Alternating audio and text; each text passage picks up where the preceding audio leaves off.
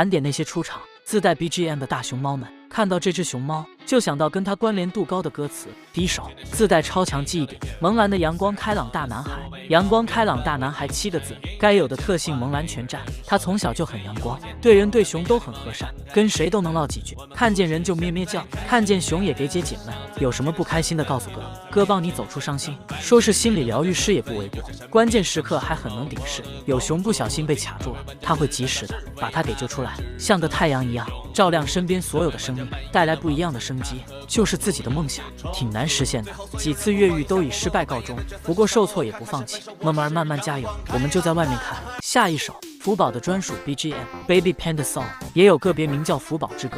作为从小备受宠爱的福宝，一双眼睛亮晶晶的，总能发现周边不一样的美好，经常被爷爷们夸。被抱起来的时候更是可爱的不像话，虽然从小被抱到大，但也经常做一些淘气的事情，让爷爷们无可奈何。比如拉完青团之后，在爱干净的妈妈头上有规律的蹭来蹭去，收猫的时候不想回去，躲着2位爷爷，等妈妈来了，面对血脉压制，再乖乖听话成功回去。这首歌是3星专门为福宝写的歌，淘气鬼我的朋友，圆溜溜的黑墨镜，帅气的熊猫宝宝，就是被网友调侃过，不看歌词听着像叛打，不过确实是这个样子。福宝之前经常被妈妈打，但每次知道事情的原委之后，大家都劝福宝悠着点，下次不把妈妈的花园踩乱了。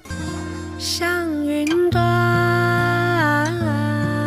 盘点那些出场自带 BGM 的大熊猫们，看到这只熊猫就想到跟它关联度高的歌词。飞云，我们就是萌妹的代表，长着一张可爱的仓鼠脸，笑起来就是妥妥的甜妹，而且以战斗力著名。相传如果跟元小打架的话，可以3期开，元小3分钟被打7次，但萌妹是毋庸置疑的，只要不听金虎那小子瞎说。而且飞云是很热爱生活的一只大美熊，常年笑嘻嘻的，小的时候就非常漂亮，吃东西的时候更是可爱。还有花花荷叶的，有花有叶。唯一作为从小一起长大的姐弟，我会陪着你，每天都不缺席。有花有叶的世界，让我们从此不再孤单。这2句歌词在这对姐弟之间是很美好纯真的表现，他们陪伴在彼此身边，生日一起过，一起看同一片天空，也见证了对方的一切。难过的时候会相互安慰，谁能说花叶不是天生的姐弟呢？下一首的歌词，圆润的小狗乖乖，听到这句歌词，脑海中就会立刻浮现出来圆润挖煤时候的样子，圆圆的脑袋，蓬蓬的脸，看起来跟小狗很像，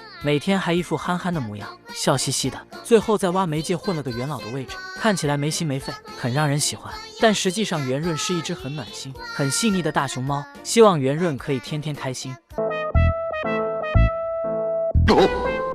在野培训练中做自己，差点把工作人员观察疯，不愧是高家熊。一听这个介绍，你就知道他是谁的孩子。母亲白云，父亲高高。高家从不养闲熊，高家的家训也很简单，专心上编，其他的就别想。知道你们父亲高高我费了多大的努力才考上编制的吗？作为野2代，苏林在野化训练的时候，因为血脉的原因，很得心应手。但是当他产下孩子之后，苏林就变了一只熊。虽然是自己生的，但苏林并没有待宰的经验，面对这个小团子，略显手足无措。再加上这是野外，他就更迷茫了。苏林转来转去，最后还是决定做自己。两脚兽应该会像以前一样过来照顾的吧。于是，在野外，苏林依旧白白胖胖，该玩的时候玩。想爬树的时候就去爬树，想做什么做什么。但当时的熊幼崽，妈妈给予的关心少，自己也不知道该做什么。小崽身上淌了水，脏兮兮的，像个小可怜。